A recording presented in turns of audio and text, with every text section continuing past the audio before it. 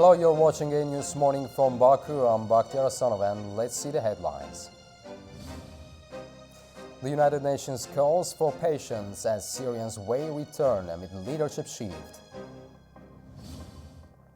Suspect in United Health executive Brian Thompson's killing arrested in Pennsylvania and faces 5 charges. Austria lifts veto on Bulgaria and Romania fully joining Schengen area.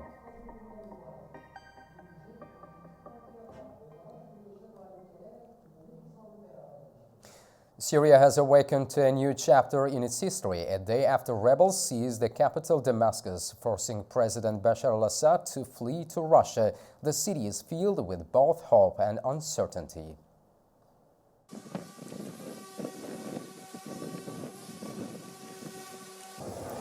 Damascus was calm but emotional on Monday. As life in the city began to stabilize, heavy traffic returned to the streets and people ventured out after a nighttime curfew. In public squares of Damascus, celebrations unfolded. People stood on abandoned military tanks, taking photographs to commemorate a moment they had long dreamed of. For many, the fall of Assad's regime was deeply personal, bringing emotional reunions and heartfelt expressions of relief.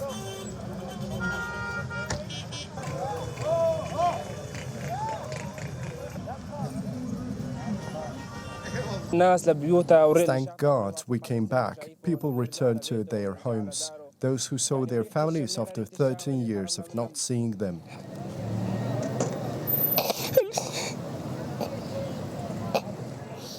We returned to our country and saw our families and loved ones. Thank God.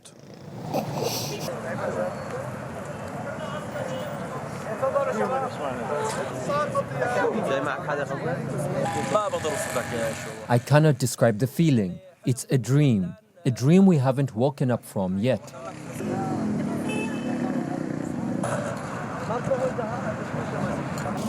Thank God.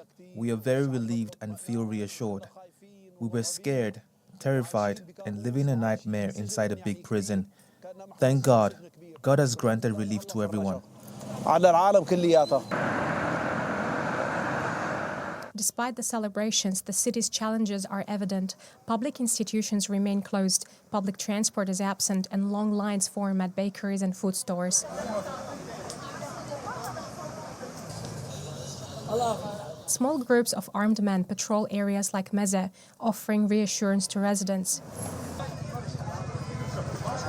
Prime Minister Mohamed Ghazi Jalali, now leading the transitional government, is working to maintain stability. The central bank has reassured citizens that deposits remain untouched and that financial operations continue as normal. The future of Syria now rests in the hands of a rebel alliance led by Ahmad al-Shara, formerly known as Abu Muhammad al-Golani. While promising religious tolerance and a representative government, the group faces the immense challenge of uniting a deeply fragmented nation. Now the world is watching Syria, especially those who left the country to seek refuge in Turkey during the civil war. Now, amid the collapse of Assad's government, many Syrians are finally returning to their homeland. At the Cilvegazi border gate in Hatay, families and individuals gathered early Monday, eagerly waiting to cross back into Syria.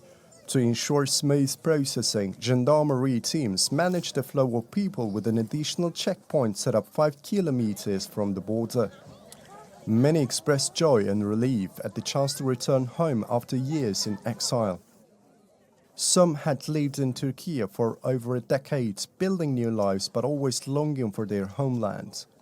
Others described the end of the conflict as a moment of liberation and expressed deep gratitude to Turkey for its support during difficult times.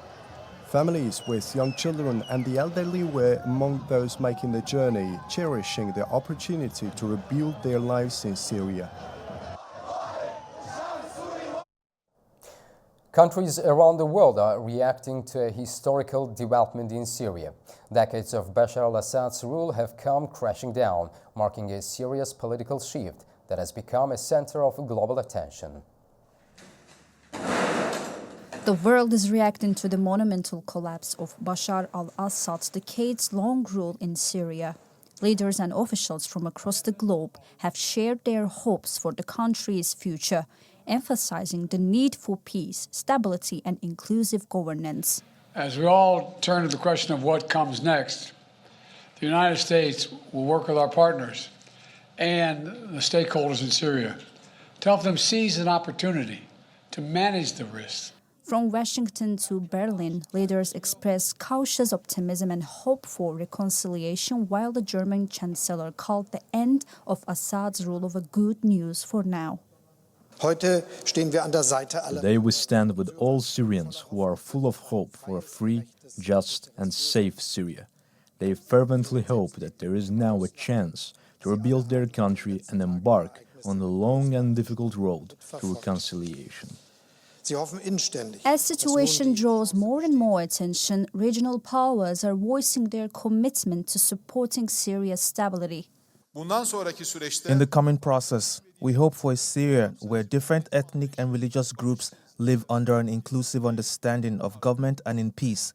We are ready to provide the necessary support for this. The United Kingdom stresses the need for a political solution while safeguarding civilian lives. It is a good thing that Assad is gone, a very good thing for the Syrian people. What we must also ensure as we go through this, the rejection of terrorism and violence, that civilians are protected, minorities are protected, and that can only be through a political process. That's what we're talking to allies in the region about at the moment. The United Nations emphasized the importance of inclusivity in shaping Syria's future. So I hope that within this current environment, that obviously there will be this inclusive, very inclusive dialogue that involves, we always talk about women, peace and security, that involves women, that involves young people, that involves each and every segment of the Syrian society. Other global powers call for Syria's sovereignty and the voice of its people to be prioritized. The future and destiny of Syria should be decided by the Syrian people. We hope all parties will find a political solution to restore stability and order. We seek for the will of the Syrian people to prevail through democratic mechanisms. What the people of Syria desire must be realized. As Syria embarks on a new chapter, the world watches closely. The coming days will be critical in shaping the nation's future. The United Nations emphasized the importance of allowing the Syrian people to determine their own future after rebels took control of Damascus. Spokesperson for UN's Welcome. the organization's commitment to supporting Syria's path to peace. Meanwhile, European countries have temporarily suspended processing asylum applications from Syrians as the situation in the country evolves. We want to see the best possible future for the Syrian people, one that they choose themselves, one that is inclusive, one that is fully respective of the rights of minorities. So I think, as we know and as you know, the situation is moving very quickly. I think things will be hopefully clearer in the coming day. People who want to return home should, wherever they are in the world, need to do so voluntarily, freely, and in full dignity. We have been present in Syria for a long time, and whether it's our UNHCR colleagues, our IOM colleagues, or other we will assist the Syrian people as they wish to return home in whatever way we can. Authorities have arrested Luigi Mangione in Altoona, Pennsylvania for the fatal shooting of United Health executive Brian Thompson outside a Manhattan hotel. Mangione, a highly educated Maryland native with engineering degrees, was found with a ghost gown, silence, and disguise matching the killer's description. Police also discovered fake IDs and a handwritten document revealing his hostility toward corporate America. Mangione's weapon, assembled using a 3D printer, was linked to the crime, ending a five-day manhunt.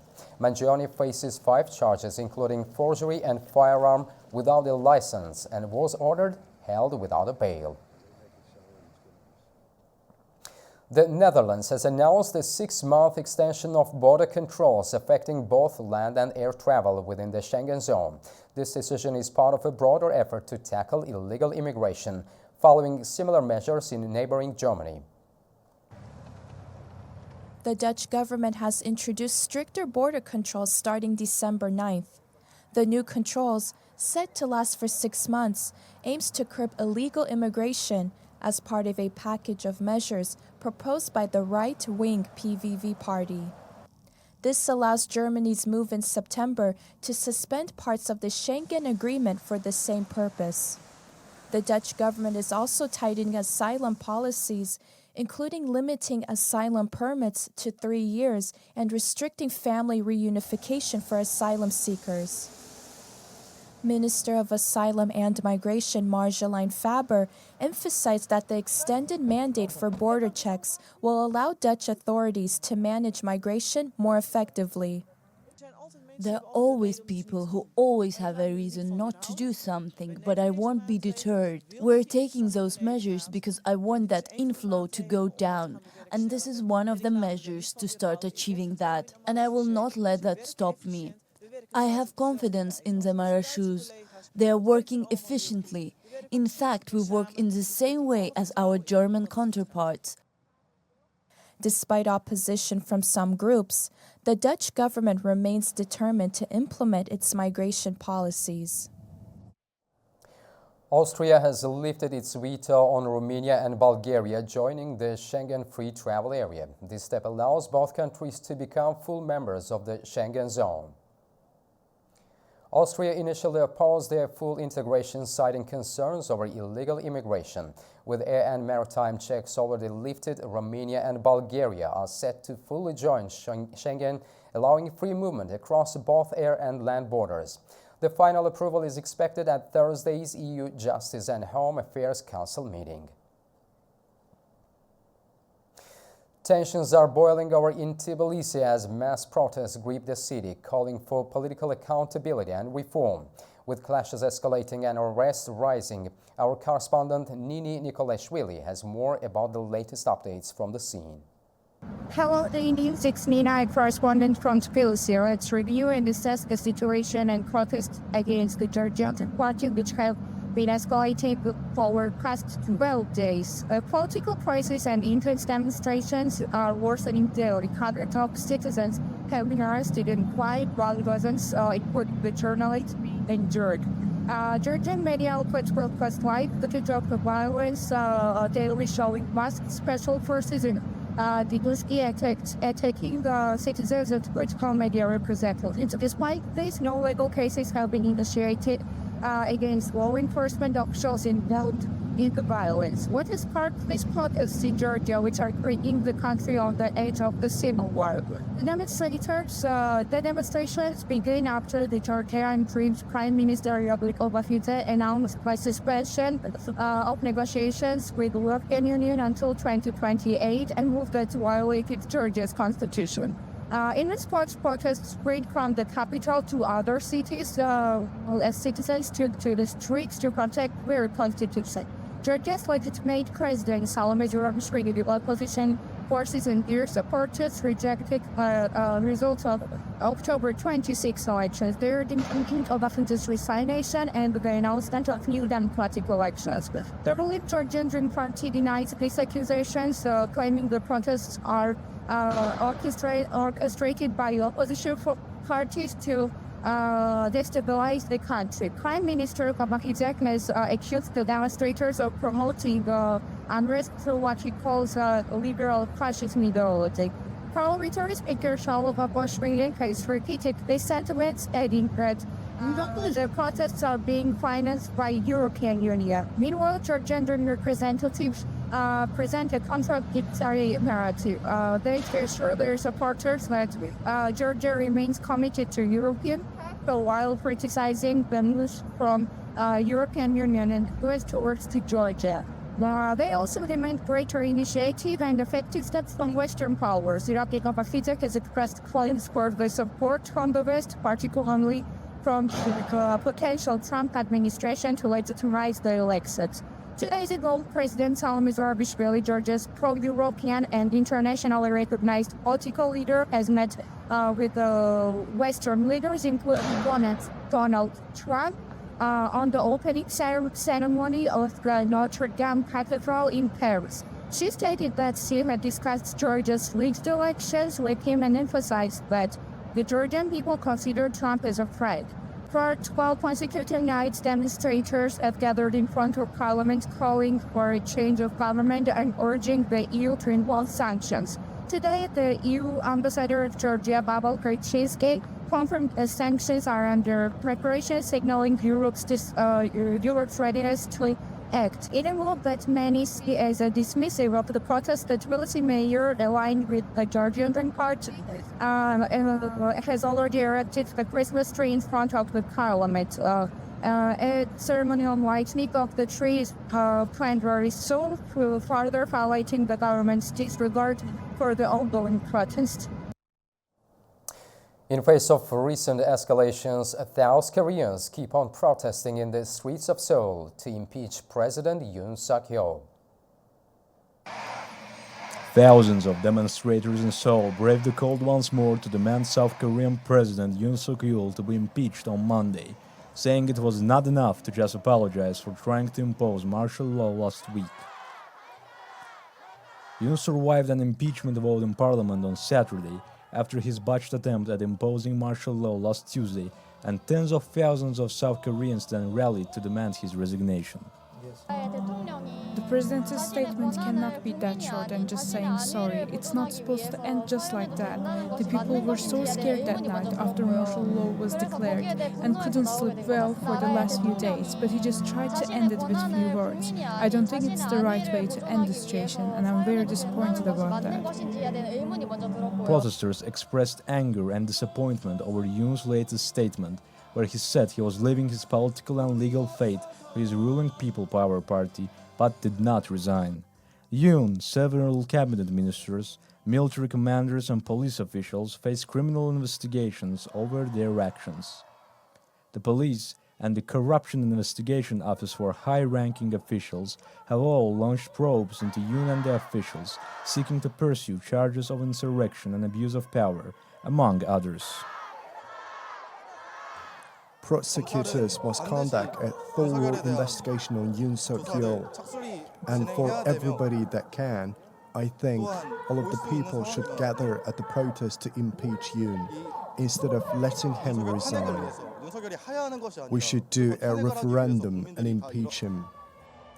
The Korea Confederation of Trade Unions, who led Monday's protest, estimated about 30,000 people rallied again near Parliament. In light of recent events, Yoon Suk-yeol has faced a travel ban after establishing martial law for several hours before lifting it completely. The South Korean president is facing potential impeachment again, despite the fact that his party has decided not to vote for it. Demonstrations all across South Korea keep on happening, and with a crashing stock market, the country is currently not in the best of positions. China has launched an investigation into U.S. chipmaker NVIDIA, escalating tensions in the race for global semiconductor dominance. Beijing said it was looking into suspected violations of the country's anti-monopoly law. The move is seen by some analysts as a retaliation against Washington's recent chip curbs. Chinese regulators further said the U.S. chipmaker is suspected of violating commitments it made during its buyout of Israeli chip designer Mellanox Technologies. They did not elaborate on how NVIDIA might have violated anti-monopoly laws. NVIDIA did not immediately respond to a request for comment. The company's shares fell more than 2% in pre-market trading after the recent announcement.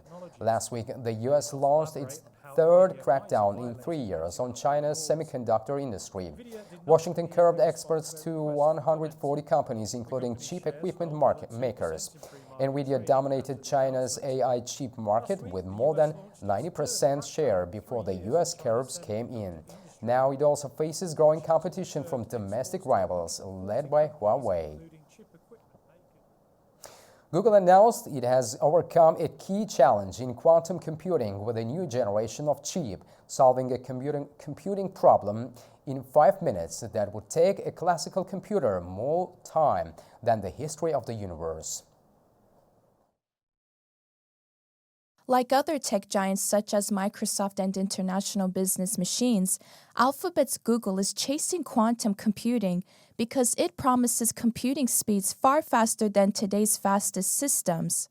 While the math problem solved by the company's Santa Barbara, California Quantum Lab does not have commercial applications, Google hopes quantum computers will one day solve problems in medicine, battery chemistry, and artificial intelligence that are out of reach for today's computers. The results released Monday came from a new chip called Willow that has 105 qubits, which are the building blocks of quantum computers.